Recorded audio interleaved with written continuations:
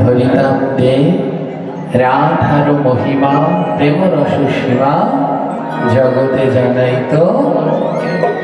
যদি মহাপ্রভু না আসতো আমরা কিছু জানতে পারতাম? কে রাধা কে কৃষ্ণ কিছুই জানতে পারতাম না। আর মহাপ্রভুকে বেশ কিছু জিনিস দেখলে মনে পড়ে যায়। হ্যাঁ, মহাপ্রভুকে যেমন শিউলি ফুল দেখলে কার কথা মনে পড়ে? শিউলি শেফালি ফুল দেখলে কার কথা মনে হয়? মা দুর্গার কথা, যে মা দুর্গা আসছে। তাই শিউলি শেফালিতে চারিদিক ভরে যাচ্ছে। হ্যাঁ, কাশফুল দেখলে মায়ের কথা মনে পড়ে যায়। এমনি করে সব কিছু। পলাশ ফুল দেখলে মা সরস্বতীর কথা মনে পড়ে যায়। আর রজনীগন্ধা ফুল দেখলে কার কথা মনে পড়ে যায়? গৌরাঙ্গ মহাপ্রভু। কারণ মহাপ্রভু রজনীগন্ধা বড় ভালোবাসতেন। তাই মহাজন গাইলেন, রজনীগন্ধা ফুলের মালা গৌরের গলায় যদি থাকতো, গৌরকে কত ভালো লাগতো।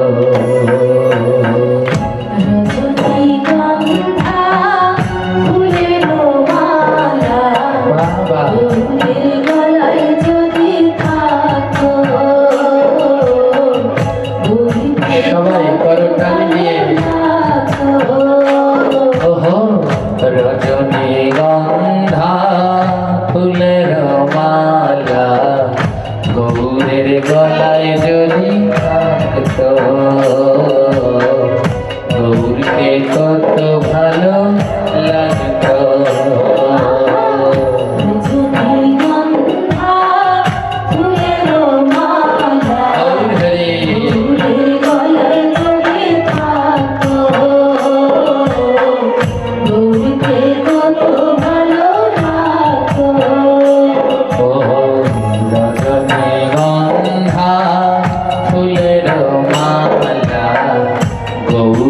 গলায় যদি তুলতো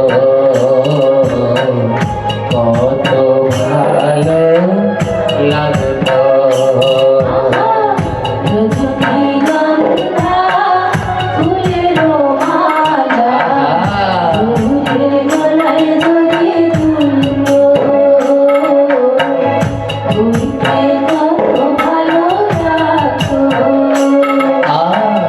নদীয়ার রাজপথে গৌরা মার যদি আবার হরি নাম গাইতো,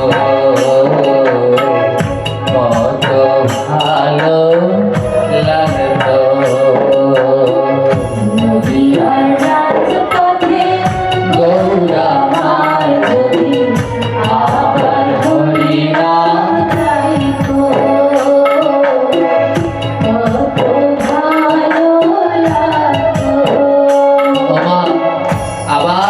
শোনা যেত মহাপ্রভু ফিরে এসেছে নবদ্বীপে। আর নবদ্বীপের রাজপথে সেই রজনীগন্ধা ফুলের মালা গলায় দিয়ে মহাপ্রভু আবার নৃত্য করছে। থাকতো কেউ বাংলাদেশে? হ্যাঁ, ও বর্ডার টর্ডার ভেঙে চলে যেত। সবাই একবার হলেও গৌর দর্শন করতে চলে যেত। তো আমাদের ভাগ্যে তো আর হলো না। তাই আমরা মনের মানুষে চোখ বন্ধ করে একবার ভাবি যে প্রভু আমার রজনীগন্ধা ফুলের মালা গলায় দিয়ে দুই বাহু তুলে নৃত্য করতে করতে যাচ্ছে। রজনীগন্ধা ফুলের মালা গৌরের গলায় যদি থাকতো, গৌরকে কত ভালো লাগতো।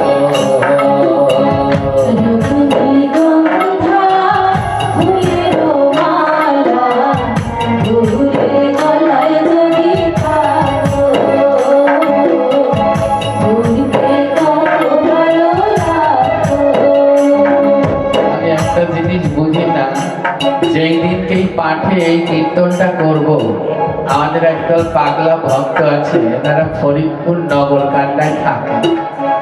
যেদিনকে এই কীর্তন করব সেই দিনই তারা হাজির হবে পদ্ম ফুল নিয়ে। পদ্ম ফুল বললে এখন সবাই এনাদের চেনে। বাবা, মা আর মেয়ে তিনজন ভাগবতের এমন পাগল, কত দূর দূর ভাগবত শ্রবণের জন্য এরা ছুটে যাবেই যাবে। আজও চলে এসেছে। রজনীগন্ধা ফুলের মালা গৌরের গলায় যদি থাকতো, গৌরকে কত ভালো লাগতো।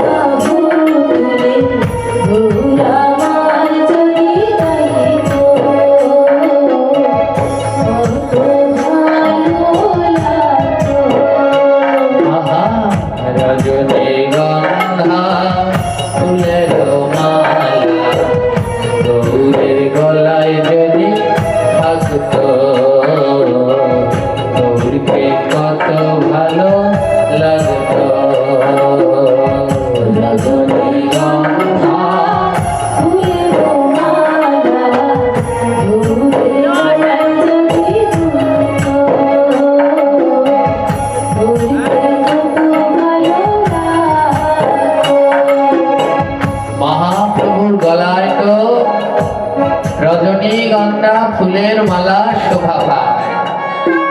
আর আমাদের গলায় কোন মালা শোভা পায়? মনুষ্য জাতিদের গলায়, এই মনুষ্য জাতিদের গলায় কোন মালা শোভা পায়? তাই মহাজন গাইল, সকলের গলায় তুলসীর মালা দেওয়া যদি থাকতো কত ভালো লাগতো। সকলের গলায় তুলসীর মালা, রাধে রাধে,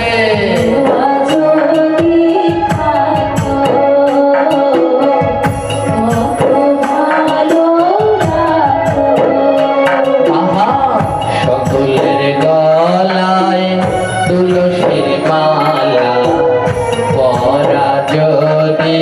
থাকতো কত ভালো লাগতো সকলে গলা রাধে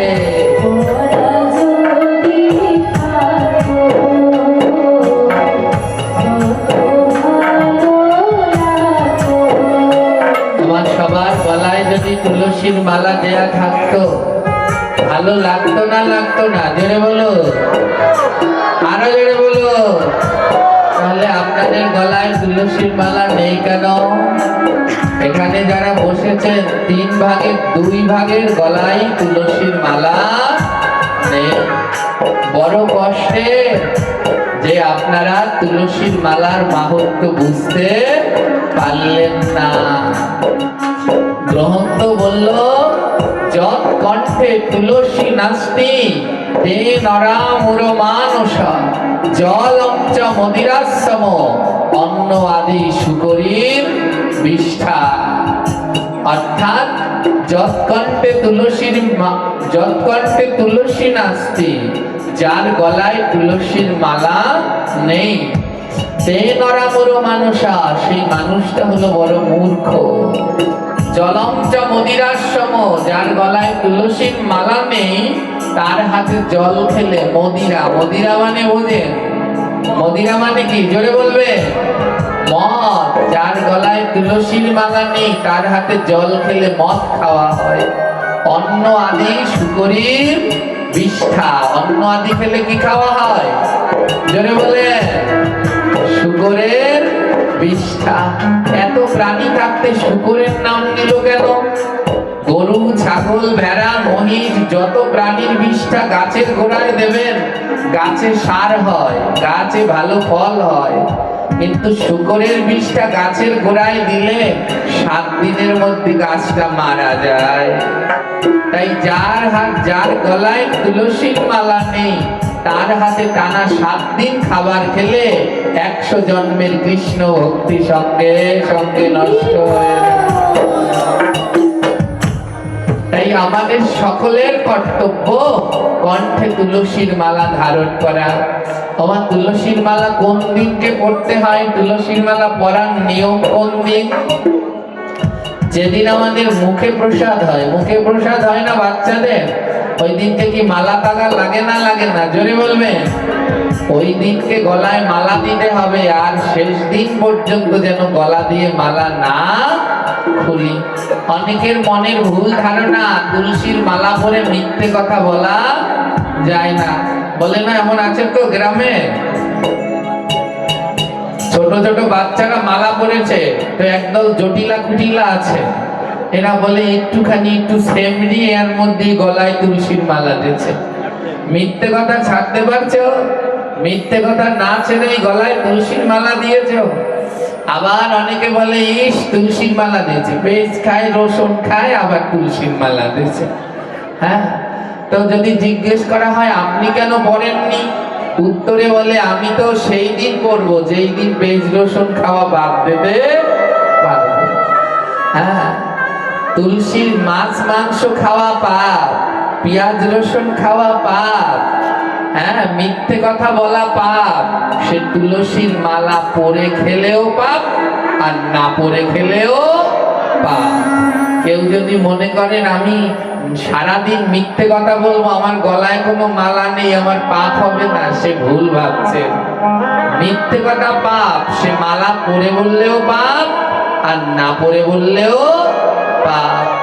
অনেকে বলে সধবা নারীদের তুলসীর মালা পড়তে নাই, একাদশী করতে নাই। বলে না বলে না? জোরে বলো।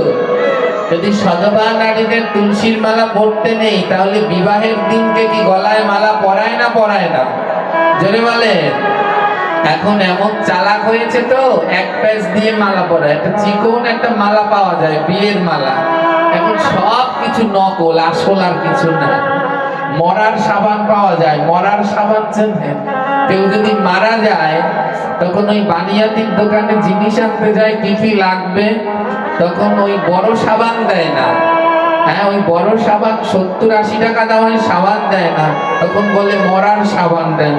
মানে ওই যে মারা গেছে ওনার গায়ে লাগলে তো ওই সাবান আর ঘরে নেওয়া যাবে না, হ্যাঁ, এই ছোট্ট একটা মরার সাবান দিয়ে দেয়। তদ্রুপ এখন বিয়ের মালা বের হয়েছে। বিয়ের মালা মানে কি, একটা চিকন মালা এক প্যাচে, ওই গলায় পরে যেন 2 দিনের মধ্যে ওর ছিঁড়ে যায়। ঠিক ওই যে গলায় মালা পরে 2 দিনের মধ্যে যেমন মালাও ছিঁড়ে যায়, স্বামী স্ত্রীর সম্পর্ক আবার কয়েকদিনের মধ্যে ছিঁড়ে যায়। তাই এমন মালা কোনো সময় পরা উচিত নয়। সনাতন ধর্মে তুলসীর মালা ছাড়া কোনো শুভ কাজ হয় না। তাই সবাই মালা পরবেন, সবাই একাদশী করবেন। অত্র এলাকায় বিভিন্ন জনের মনের ভিতরে ধারণা সধবা নারীদের একাদশী করতে নাই, একাদশী করলে স্বামীর আয়ু ক্ষয় হয়, এমনি অনেক কথা। একবার আমি এই এলাকাতেই পাঠ করতে এসেছিলাম অনেক আগে, তখন বিবেকানন্দ গোস্বামী ছিলেন, হ্যাঁ, এই পাশেই নালুয়ার নাকি নাম, হ্যাঁ, ওই দিকে ওনার অনেক শিষ্য ছিলেন।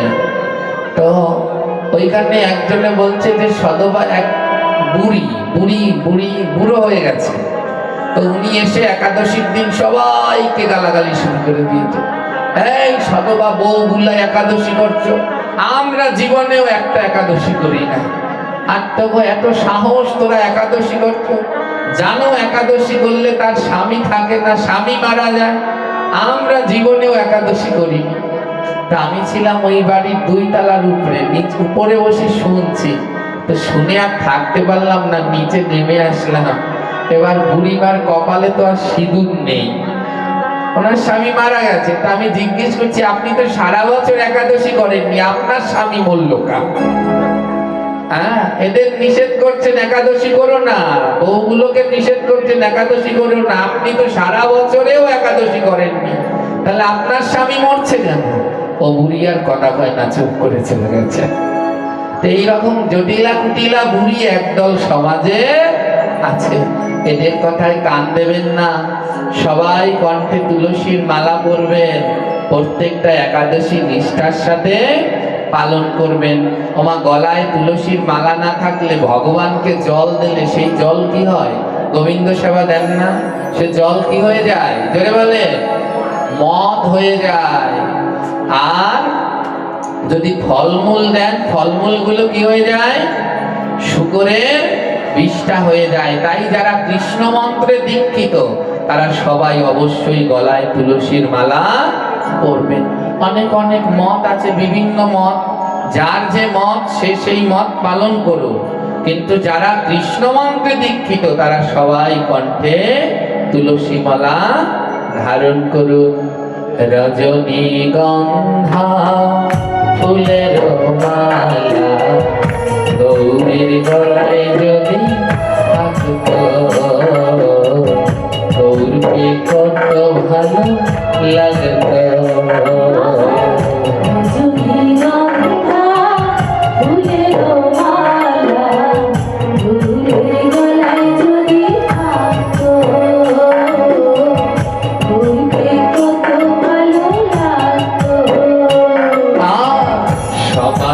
কপালে টানা করে তিলক দেওয়া যদি থাকতো, কত ভালো লাগতো। সবার কপালে টানা করে তিলক দেওয়া যদি থাকতো,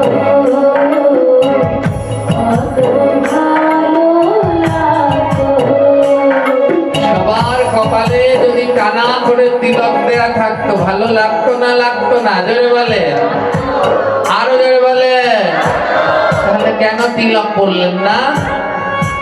যদি গোনা হয় 10 থেকে 20 জনের কপালে তিলক আছে, তাও একেবারে সব নাই, অর্ধেকের আবার অর্ধেক গেছে। হ্যাঁ, যদি গোনা হয় তাহলে, আর অন্য জনের সবার কপাল খালি। চৈতন্য ভাগবত পড়বেন মা, আমার কথা নয়, মহাপ্রভু বললেন তিলক যদি নাহি থাকে বিপ্রের কপালে, শ্মশান সাদৃশ্য কপাল বেদে তাহা বলে। বিপ্র মানে হলো ব্রাহ্মণ। বিপ্র মানে কি? ব্রাহ্মণ। গোবিন্দ দুই জাতিকে অধিকার দিয়েছে, দুটি জাতিকে বড় অগ্র অধিকার দিয়েছেন। এক হলো গো আর দুই হলো ব্রাহ্মণ। আপনি যদি অশুদ্ধ হন আর গোমাতার দিকে যদি তাকান, গোমাতার দিকে তাকানোর সাথে সাথে আপনার দেহটা শুদ্ধ হয়ে যাবে। হ্যাঁ, গোমাতা সর্বদা শুদ্ধ, তাকানোর সাথে সাথেই শুদ্ধ হয়ে যাবে গো। আর দ্বিতীয় হলো ব্রাহ্মণ। আপনি অশুদ্ধ হলে ব্রাহ্মণের দিকে তাকানোর সাথে সাথে আপনার দেহটা শুদ্ধ হয়ে যাবে। ব্রাহ্মণকে এত অধিকার দিয়েছে। এই ফ্যানটাকে জ্বালানোর ব্যবস্থা করে, একটু বাতাস লাগছে। তো ব্রাহ্মণের দিকে তাকানোর সাথে সাথে ব্রাহ্মণ ভগবান এমন অধিকার দিয়েছে যে তাকানোর সাথে সাথে তার দেহটা শুদ্ধ হয়ে যায়। তাই গোবিন্দকে প্রণাম করবার আগে আমরা কি বলি? নমো ব্রাহ্মণ্য দেবায় গো ব্রাহ্মণ হিতায়। গোবিন্দকে প্রণাম করবার আগে আমরা আরো দুইজনের নাম স্মরণ করি। একজন হলো গো, আরেকজন হলো ব্রাহ্মণ। ভগবান এত অধিকার দিয়েছেন গোমাতাকে আর ব্রাহ্মণকে। তাকালে, তাদের দিকে তাকালে পরেই দেহখানা শুদ্ধ। কিন্তু একটা জিনিস সাবধান থাকবেন, বর্তমান সময়ে আমরা যাদেরকে ব্রাহ্মণ বলি, এই ব্রাহ্মণদের দিকে তাকালে দেহ শুদ্ধ হয় না। যে ব্রাহ্মণ 2 মিনিট সিগারেট ছাড়া থাকতে পারে না, যে ব্রাহ্মণ মাছ মাংস ছাড়া কিছু বোঝে না, যে ব্রাহ্মণ গলায় তুলসীর মালা পরে না, ললাটে তিলক পরে না, হরিনাম জপ করে না, গোবিন্দের প্রসাদ পায় না, এ ব্রাহ্মণ বংশে জন্মগ্রহণ করলেও কোনোদিন ব্রাহ্মণ হতে পারে। এরা ব্রাহ্মণ বংশে জন্মালেও এরা ব্রাহ্মণ নয়, এরা হলো বাউন। এরা কি? জোরে বলে। বাউন মানে বোঝে? যারা খাটো হয় এদেরকে কি বলে? এরাও ওই কোয়ালিটিরই, যে এত সুন্দর বংশে জন্মগ্রহণ করলো কিন্তু তাও মাছ মাংস ছাড়তে পারে না। পেঁয়াজ রসুনের গোড়া তাদের বাড়ি ভরা। হ্যাঁ, তো এই ধরনের কোন সময় ব্রাহ্মণ হওয়া যায় না। ব্রাহ্মণকে গীতার 18 অধ্যায়ের 42 নাম্বার শ্লোকের মধ্যে ভগবান বললেন, সম দম তপ শৌচ ক্ষান্তি রাজ্য বাম এবচ জ্ঞানম বিজ্ঞানম আস্তিকম ব্রহ্ম কর্ম স্বভাবজম। যার ভিতরে এই 9টা গুণ আছে, সে যেই বংশেই জন্মগ্রহণ করুক সেই ব্রাহ্মণ। নমশূদ্র বাড়ি হোক, ধোপা নাপিতের বাড়ি হোক, যদি এই 9 গুণ যে অর্জন করতে পারবেন তিনি ব্রাহ্মণ হতে পারবেন। তার প্রমাণ হলো রুহিদাস মুচি। গোবিন্দ বলল, রুহিদাস তোমার মতো দ্বিতীয় ব্রাহ্মণ আর হয় না। তার প্রমাণ হলো হরিদাস ঠাকুর। অদ্বৈত প্রভু বললেন, তোমা হেন ব্রাহ্মণ ত্রিভুবনে নাই, তোমার সেবা করাইলে সর্বসেবার অগ্র অধিকার পেয়ে যায়। তাই ওই ব্রাহ্মণ কুলে জন্মগ্রহণ করলেই কোনোদিন ব্রাহ্মণ হওয়া যায় না। ব্রাহ্মণ হতে হলে এই 9টি কর্ম আগে পালন করে নিতে হয়। তাই তিলক যদি নাহি থাকে ব্রাহ্মণের কপালে, হ্যাঁ, তাহলে কপাল কি হয়ে যায়? শ্মশান সাদৃশ্য কপাল ভাগবতে বলে। এবার যাদের কপালে তিলক নেই তাদের কপালগুলো কি? জোরে বলে, মিথ্যে বলবেন না। তা এখানে কি শ্মশান দেখতে এসেছেন না ভক্ত দেখতে এসেছেন?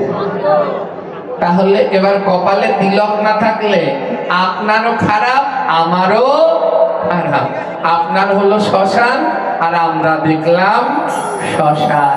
তাই সবাই অবশ্যই কপালে তিলক পরবেন। ওমা, মরলে পরে এই যে কতজন মায়েরা লিপস্টিক দিয়েছেন, ফেস পাউডার দিয়েছেন, কতটা দিয়ে সেজেছেন, মরলে পরে এর একটা দিয়েও সাজাবে। জোরে বলেন, সাজাবে কি? মরলে পরে কি দিয়ে সাজাবে? যিনি সারা জীবন দেয়নি তাকে তিলক দেবে না দেবে না? যে সারা জীবন তিলক পরেনি, এবার যদি বলে এই বেটায় সারা জীবন তিলক পরেনি, এনাকে তিলক দেব না, এ কি কেউ শুনবে? জোরে বলে। এইখানে দাও, তোমরা দেখতে পাচ্ছে না? হ্যাঁ, আরো আগাও, চেয়ার আরো আগাও। হ্যাঁ, ঠিক আছে। এবার যিনি সারা জীবন তিলক পরেনি, তিনি মারা গেলেন, এবার তাকে যদি বলা হয় এ সারা জীবন তিলক পরেনি, একে তিলক দেয়া যাবে না, এ কি হয় কোনোদিন? তাকে তিলক দেবে না দেবে না? যিনি সারা জীবন তিলক পরেনি তাকেও মৃত্যুর দিন তাকেও তিলক পরিয়ে দেবে। আর যে সারা জীবন তিলক পরিয়েছে তাকে তিলক পরাবে না পরাবে না? জোরে বলো। যিনি সারা জীবন তিলক পরিয়েছে, তিলক পরেছে, তাকে তিলক পরাবে না পরাবে না? ভুল কথা, তাকে তিলক পরাবে কি করে? কারণ যে সারা জীবন তিলক পরেছে সে তো তিলক পরেই মারা যাবে, তাকে আর পরানো লাগবে না। আর গ্রন্থ বলল যে তিলক পরে দেহ ধারণ করে সে মহাপাপী হলেও গোবিন্দের গোলক বৈকুণ্ঠ ধাম গমন করে।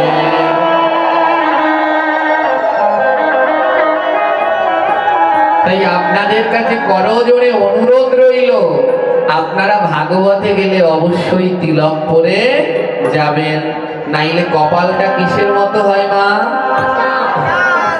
আপনারা মোবাইলে ভিডিও দেখেন না, ওই নবদ্বীপ মায়াপুরে কীর্তন হয় দেখেন, হরিনাম কীর্তন হয় দেখেন, সব ইংরেজরা, ইংরেজ সাহেবরা, হ্যাঁ, ফ্রান্স থেকে, আমেরিকা থেকে, লন্ডন থেকে, জাপান থেকে বিভিন্ন জায়গার সাহেবরা ওই হরিনাম করছে দুই বাহু তুলে, দেখেছেন? মোবাইলে দেখেছেন? বিদেশিরা দেখেছেন? হ্যাঁ, কালকে আমি শাখারি বাজার গেলাম, ওইখানে দেখেছি ওই ইংরেজরা এসেছে, হ্যাঁ, তিলক পরা। ও বাবা কি সুন্দর তিলক পরা, হ্যাঁ, আমাদের দেখে প্রণাম করছে, দৌড়ে এসে জড়িয়ে ধরছে। আমি তো আর অত ভালো ইংরাজি বুঝি না, কেমন ভাবে তাড়াহুড়ো করে কি কি বললো আমি অত বুঝি টুঝি না, কিন্তু তাদের ভক্তিটা বুঝলাম, কত প্রেম তাদের মনের ভিতরে। ওনারা আমাদের বাঙালি, জোরে বলেন বাঙালি কি? আমাদের মহাপ্রভু কি বাঙালি ছিলেন না বাঙালি ছিলেন না? মহাপ্রভু বাঙালি, বাংলায় কথা বলতেন। হ্যাঁ, মহাপ্রভুর লেখা গ্রন্থ চৈতন্য মঙ্গল, চৈতন্য চরিতামৃত, চৈতন্য কর্তা, চৈতন্য পার্শ্বকাবলী, এগুলো কোন ভাষায় লেখা? বাংলায় জন্মগ্রহণ করে আমরা মহাপ্রভুকে চিনলাম না, আর ওনরা সেই বিদেশি, সেই আমেরিকা, ফ্রান্স, লন্ডন, জাপান, যারা কুত্তা রান্না করে খায়, কুত্তা কেটে খায় না, কুকুর কেটে খায়, তারা বুঝলো গৌর কি জিনিস। ওরা কুকুর খেত, সেই কুকুরকে বাদ দিয়ে, শুয়োরকে বাদ দিয়ে ওরা আমার গোবিন্দের প্রসাদ সেবা করছে। আর আমরা বাংলায় জন্মগ্রহণ করে মহাপ্রভুকে চিনলাম না। এই পদ্ম ফুলের বাগানে ঘুরতে গিয়েছেন? কেউ গেছেন পদ্ম ফুলের বাগানে? তো পদ্ম ফুলের বাগানে সকালবেলায় গেলে দেখবেন সারি সারি পদ্ম ফুল ফোটে। ওই বাগানের মধ্যে ছোট ছোট ব্যাঙ থাকে, বিশাল এলাকা না, পদ্ম ফুলের বিল বিশাল এলাকা জুড়ে হয়। হ্যাঁ, বিশাল এলাকা জুড়ে দেখবেন ওর মধ্যে ছোট ছোট ব্যাঙ পাতার মধ্যে লাফায়, লাফ দিয়ে এটা এ পাতায় যায়, ও পাতায় যায়, ও পাতায় যায়, ব্যাঙগুলো লাফায়। লাফিয়ে লাফিয়ে ব্যাঙেরা কি খায়? জোরে বলো। পোকামাকড় খায়, কীট পতঙ্গ খায়। থাকে পদ্ম ফুলের বাগানে, খায় কি? পোকামাকড়, কীট পতঙ্গ। ওই বিলের মধ্যে তো কোনো গাছ নেই, গাছ আছে? ওই যে বিল, পদ্মের বিলের মধ্যে কোনো গাছ আছে? 1 মাইল 2 মাইল 3 মাইল দূরে গাছ, সেই দূরের গাছে বাস করে মৌমাছি, ভোমরা। সেই মৌমাছিরা 1 মাইল 2 মাইল শত শত মাইল থেকে উড়ে এসে ওই পদ্ম ফুলের বাগান থেকে ওরা খায় মধু। ওই মৌমাছিরা, ভোমরারা কি খাচ্ছে? ওরা ধারে থাকে না, ব্যাঙ ধারে থাকে? জোরে বলো। কিন্তু ব্যাঙ কি খায়? পদ্ম ফুলের বাগানে থেকে ওরা পদ্মের মধু খেতে পারলো না, ওরা খাচ্ছে পোকামাকড়। আর মাইলকে মাইল দূরে মৌমাছি, কালো ভ্রমর, ওরা অনেক দূরে থাকে, ওরা অনেক দূর থেকে উড়ে এসে মধু খাচ্ছে। অর্থ বোঝেন? আমরা বাঙালি, আমরা গৌড়ের দেশের, সেই গৌড়ের দেশের থেকে সেই গৌড়ের মধু পান করতে পারলাম না, পারলাম না। আমার মহাপ্রভু যে অমৃত যে মধু দিলেন, হরিনাম দিলেন, মালা দিলেন, তিলক দিলেন, সেই ধারণ করতে পারলাম না। কিন্তু সুদূর আমেরিকা, জাপান, লন্ডন, ফ্রান্স, চীন, সেইখান থেকে ওই ভ্রমরার মতো ওরা উড়ে এসে গৌড়ের সেই মধু হরে কৃষ্ণ মহামন্ত্র পান করছে। তারা তিলক করছেন, তারা মালার নাম জপ করছেন, তারা হরিনাম করছেন, আর আমরা তিলক মালা পড়তে পারলাম না। এর থেকে কষ্টের আর কি আছে বলুন? তাই সবার চরণে এই অধম হাত জোর করে অনুরোধ জানাচ্ছে, যাদের গলায় মালা নেই সবাই তুলসীর মালা পরুন, প্রতিদিন একটু তিলক ধারণ করুন, এই দুটো জিনিস অন্তত করুন, নলে এই জীবন বৃথা যাবে। রজনীগন্ধা ফুলের মালা গৌরের গলায় যদি গৌরকে কত ভালো লাগতো।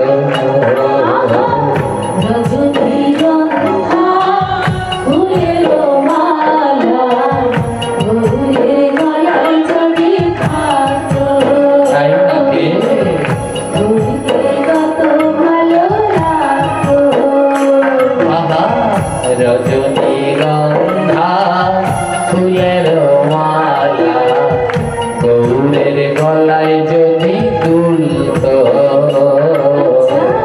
গৌরকে কত ভালো লাগতো। রজনীগন্ধা ফুলের মালা বাবা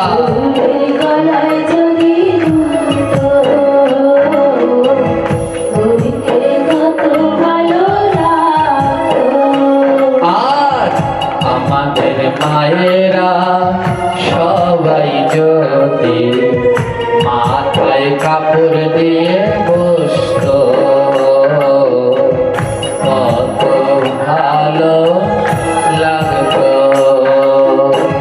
হ্যাঁ সবাই তাড়াতাড়ি সবাই যদি মাথায় কাপড় দিয়ে বসতো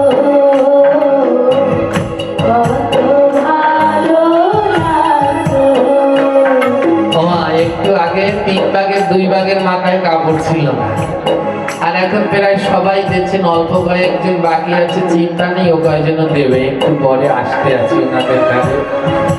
এই যে মাথায় কাপড় দিয়েছেন, দেখতে ভালো লাগছে না? লাগছে না? জোরে বলে।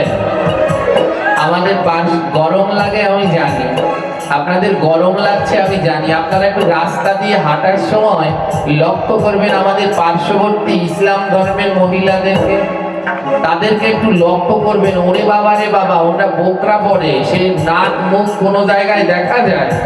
আবার এই গরমের মধ্যে হাতে একটা কি বলে মোজা, পায়ে মোজা, কোনো জায়গা যেন দেখা। আমাদের ধর্মে কি এত কঠিন করে দিয়েছেন গোবিন্দ? এত কঠিন নিয়ম দিয়েছে? শুধু বলেছেন নারীরা একটু মাথায় কাপড় দাও, একটু মাথায় কাপড় দাও, শ্বশুর ভাসুর গুরুজনকে একটু সম্মান দাও, মাথায় কাপড় দাও।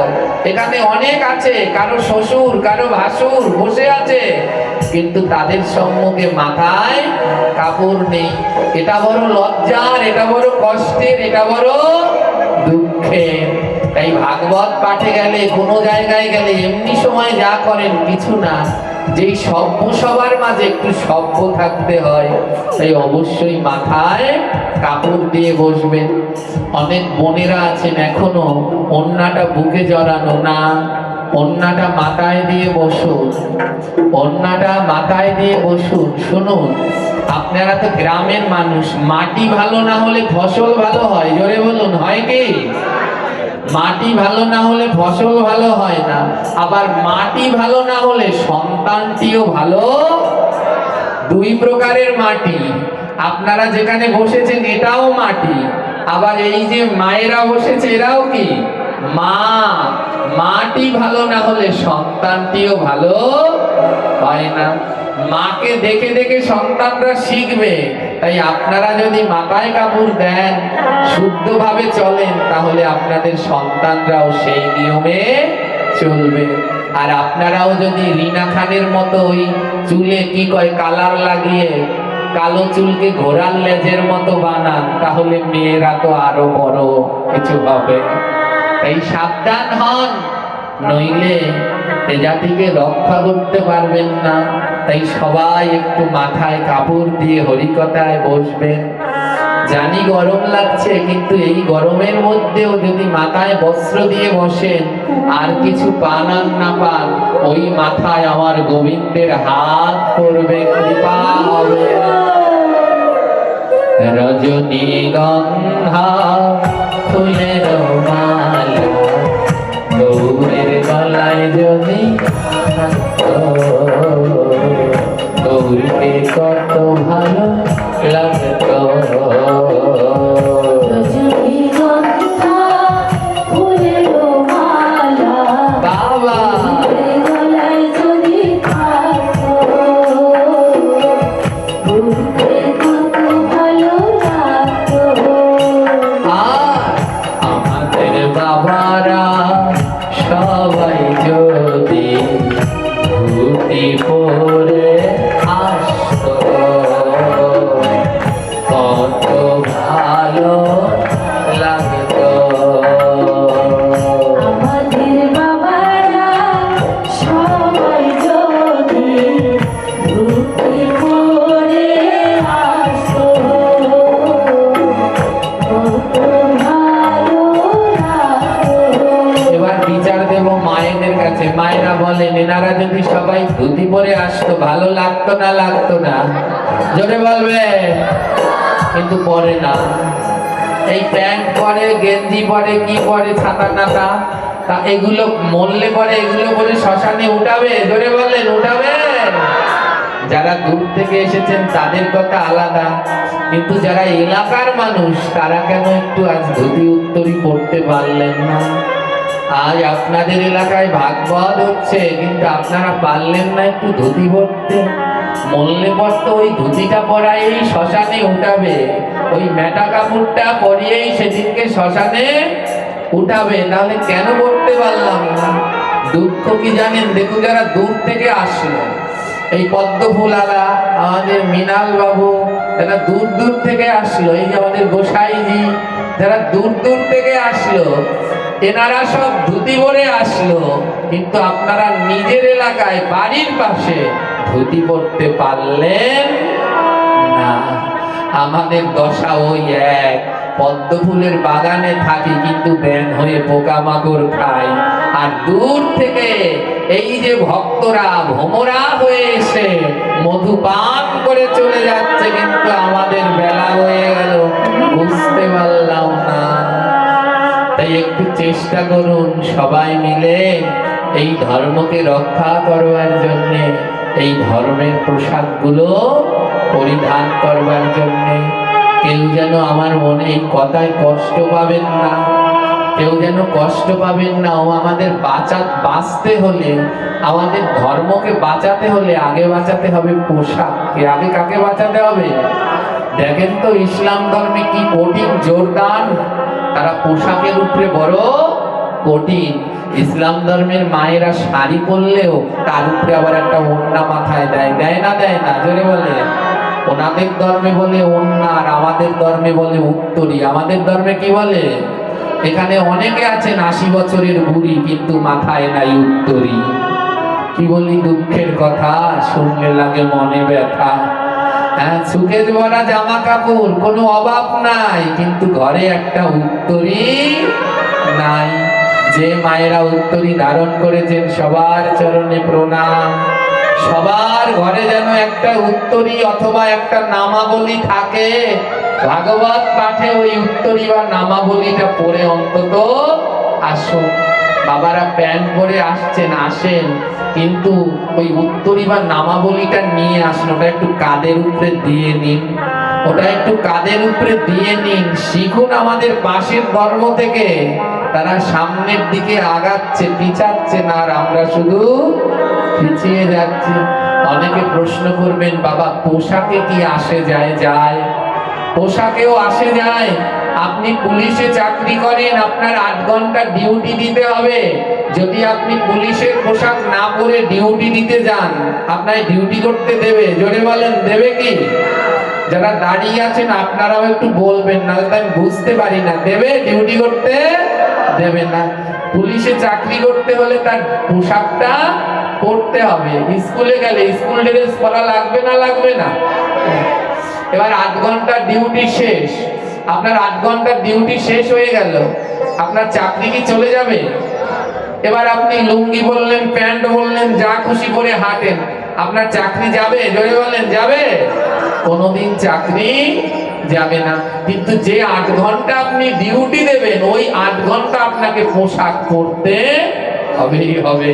তাই আজকে আমরা সবাই এখানে ডিউটি দিতে এসেছি। কার ডিউটি?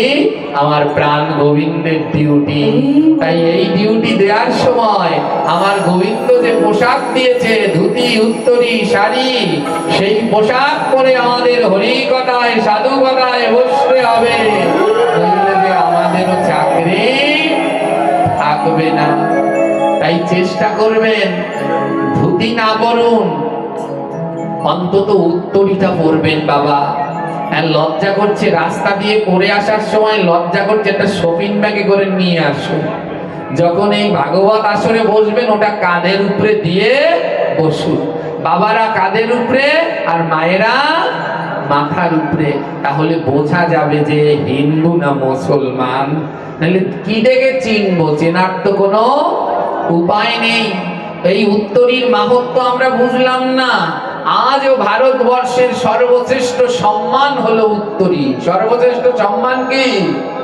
কোনো কেউ পদ্মশ্রী পদ্মশ্রী পায়, ভারতের শ্রেষ্ঠ সম্মানও না, পদ্মশ্রী পেল, আগে তাকে পদ্মশ্রী পুরস্কার দেয় না, আগে তাকে কি দেয়?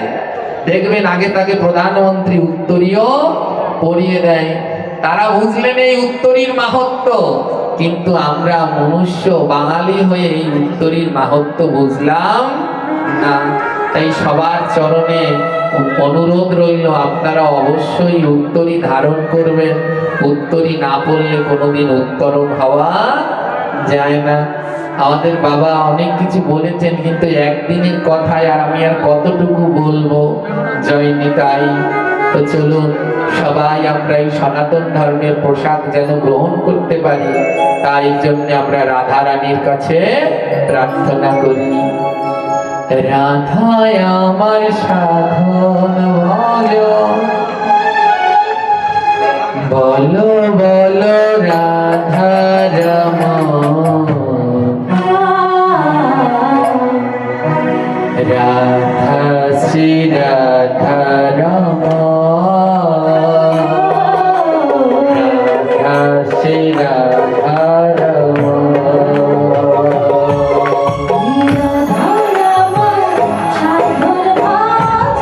সবাই মিলে সবার ইচ্ছাই পূর্ণ করি একটু একটু করে।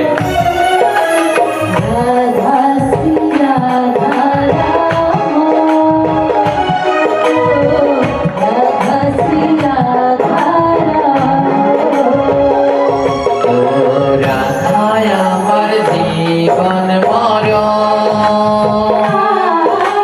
বলো বলো রাধা রমণ, রাধা শ্রী রাধা রমণ, রাধা শ্রী রাধা রমণ।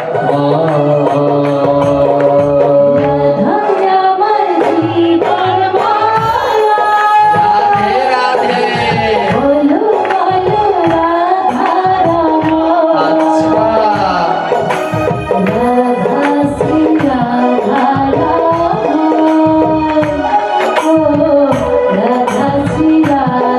সবাই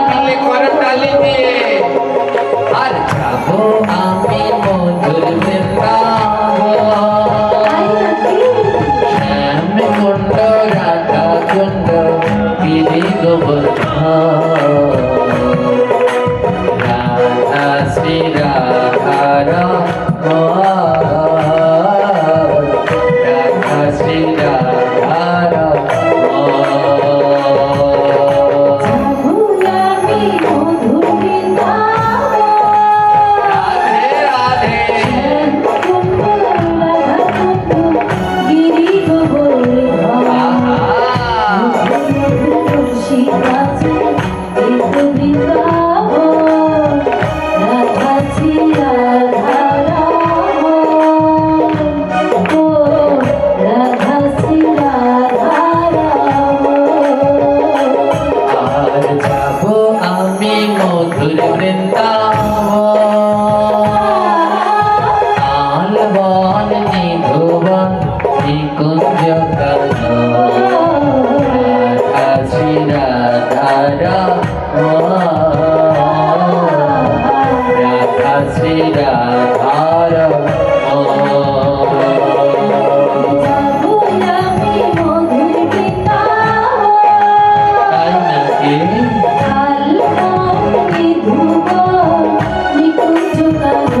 আচ্ছা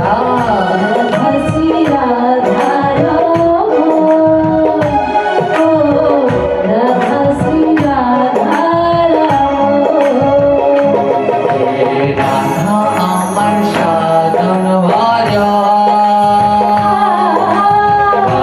ভালো রাধা রমণ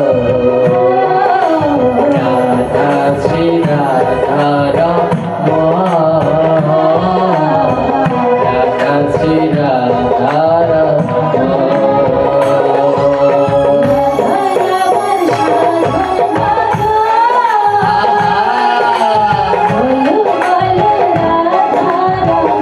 বেশ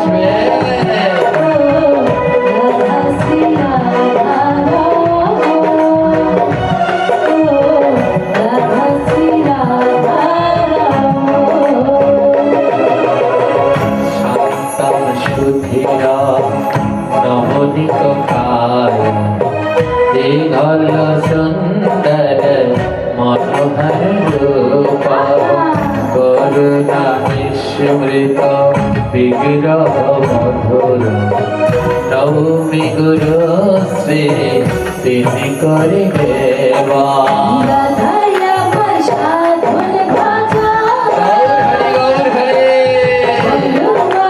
সবাই মিলে আরো জোরে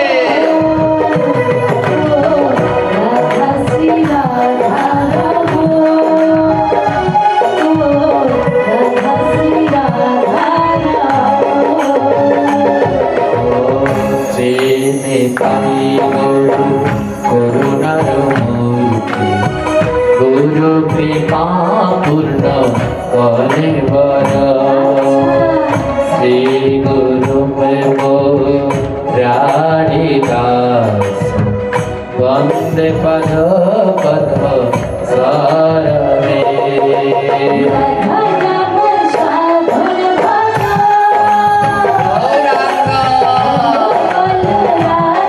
হরি বল হরি বল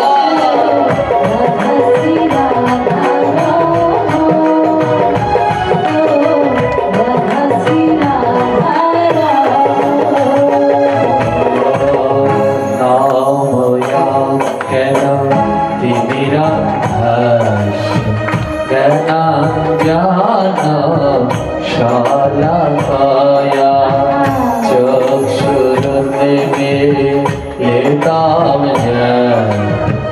তস্ময়ে শ্রী গুরুবে নমঃ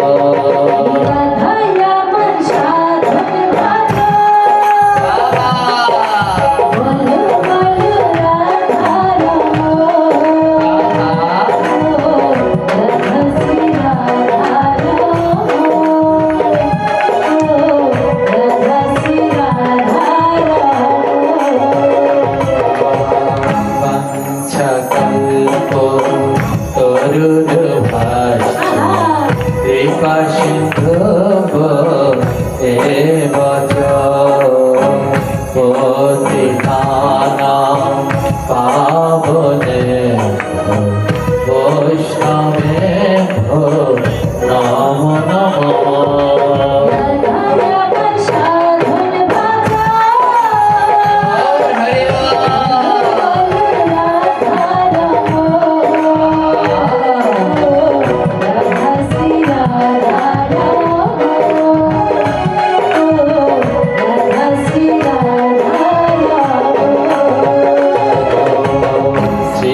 কৃষ্ণ চৈতন্য প্রভু নিত্যানন্দ শ্রী অদ্বৈত গদাধর শিবাসাদি গৌর ভক্তবৃন্দ হরে কৃষ্ণ কৃষ্ণ কৃষ্ণ হরে হরে সবাই দুই বাহু তুলে হরে রাম রাম রাম হরে হরে জয় নিতাই। আমা পঞ্চতত্ত্বর ছবি দেখেছেন? পঞ্চতত্ত্ব সবাই চেনেন? নাম কি তাদের? শ্রীকৃষ্ণ চৈতন্য প্রভু নিত্যানন্দ শ্রী অদ্বৈত গদাধর শিবাসাদি। এখানে রাধাকৃষ্ণ মন্দির আছে এই জায়গায়? রাধাকৃষ্ণের দুই পাশে নিতাই গৌর আছে? সর্বনাশের মাথায় বাড়ি। এবার ওই রাধাকৃষ্ণের দুই পাশে নিতাই গৌর থাকে না থাকে না? আমার পিছনে আছে আছে নিতাই গৌর আছে। এই দুই ভাই সব সময় কেমন করে থাকে? এমন করে থাকে, এমন করে থাকে। দেখুন জগতে যত দেব দেবী আছে কত জনে কত কায়দায়, কেউ এমন কেউ এমন কেউ এমন। আর আমার মহাপ্রভু নিতাই আর গৌর তারা দুইজনে কেমন? হাত দুটো তুলে রেখেছে। কেন তুলে রেখেছে হাত দুটো? আমার বাংলা সিনেমা তো দেখে, যখন কোনো গুন্ডা অপরাধ করে আর পুলিশ যখন তাড়া করে, গুন্ডা যদি হাত দুটো তুলে দাঁড়িয়ে থাকে পুলিশ আর গুলি করে, জোরে বলেন করে? হাত দুটো তোলা মানে আত্মসমর্পণ করা। আমার মহাপ্রভু শিক্ষা দিচ্ছেন এই জীবনে জন্মগ্রহণ করে এত পাপ করেছি এত পাপ করেছি, যদি আত্মসমর্পণ না করি তাহলে কোনো গতি। বড় দুঃখ হলো কিসের ভাগবত পাঠ শুনবেন, এখনো যে ভাগবত পাঠের প্রথমে হাত দুটো জাগাতে হয় এই শিক্ষাই আমাদের হয়নি। ভাগবত তো অনেক পরে, আগে আদর্শ লিপি করতে হবে, ক খ সরে অ শিখতে হবে, তারপরে তো ভাগবতে জয় শ্রীকৃষ্ণ চৈতন্য প্রভু নিত্যানন্দ বললে হাত দুটো কোনো সময় বুট করে রাখা নয়, সঙ্গে সঙ্গে হাত দুটো জাগাতে হয়। হাত না জাগালে কোনোদিন ভগবান আসে না। দ্রৌপদীর বস্ত্র হরণ হলো, দ্রৌপদী কত ভাবে ডেকেছে, গোবিন্দ আসে না। যেই দুটি হাত তুলে ডেকেছে গোবিন্দ আর থাকতে পারলে না। আপনারা এবার হাত দুটো তুলবেন না বলেন বাবারা? সবাই বাবাদেরকে বলতে হবে আগে, কারণ এনারা হলো ঘরের খুঁটি। খুঁটি না থাকলে, ঠিক না থাকলে তো ঘর আর থাকবে না। থাকবে কি? তাই সবাই মিলে যারা সনাতন ধর্মের এখানে আছেন সবাই মিলে দুই বাহু তুলে হরে কৃষ্ণ কৃষ্ণ কৃষ্ণ কৃষ্ণ হরে হরে, সবাই হরে রাম রাম রাম হরে হরে। সবাই একজনও যেন বাদ না যায়।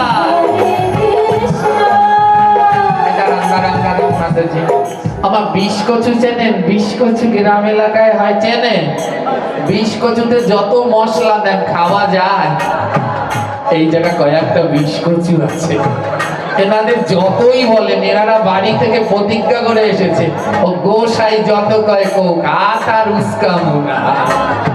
হ্যাঁ, তো এদেরকে যতই বোঝান এরা আর বুঝবে না। ওরে দুটি না হাত তুললে আমার মহাপ্রভুর কৃপা লাভ করা যায় না। কত অপরাধ করেছি, পুলিশের কাছে যেমন গুন্ডা হাত তুললে পরে পুলিশ স্যালেন্ডার করে ওকে নিয়ে যায়, ওকে আর গুলি করে না।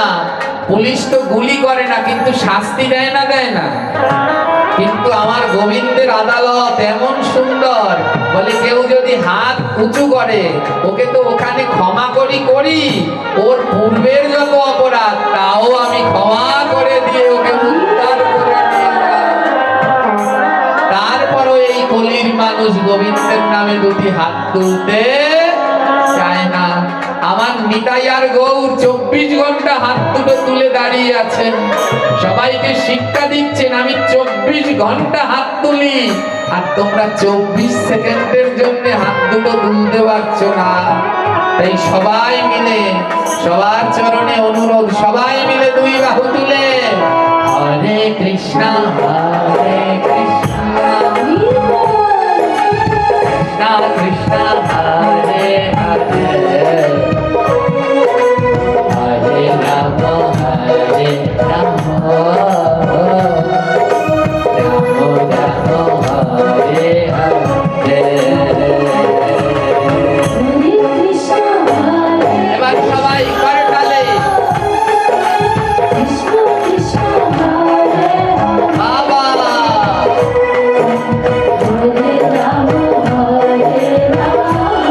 আহা অপূর্ব। হরে কৃষ্ণ হরে কৃষ্ণ কৃষ্ণ কৃষ্ণ হরে হরে হরে রাম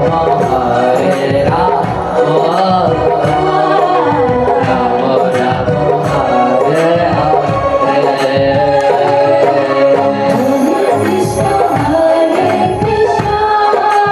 গৌর হরি আয়রা একবার উলুন ধ্বনি প্রেম সে।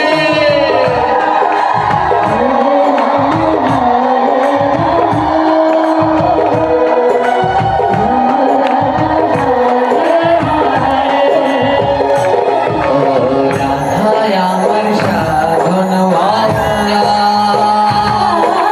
বলো বলো রাধা রব রাধা শ্রী রাধা রম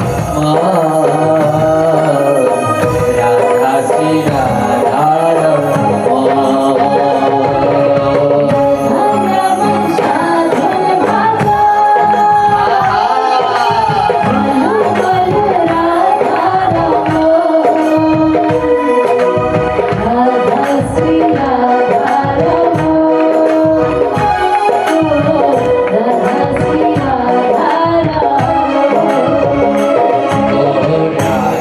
শ্রী রাধা রম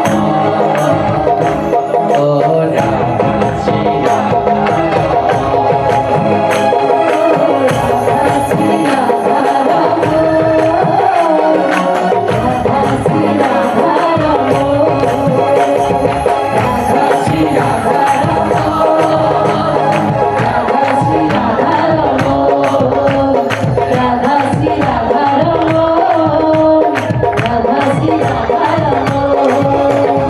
জয় জয়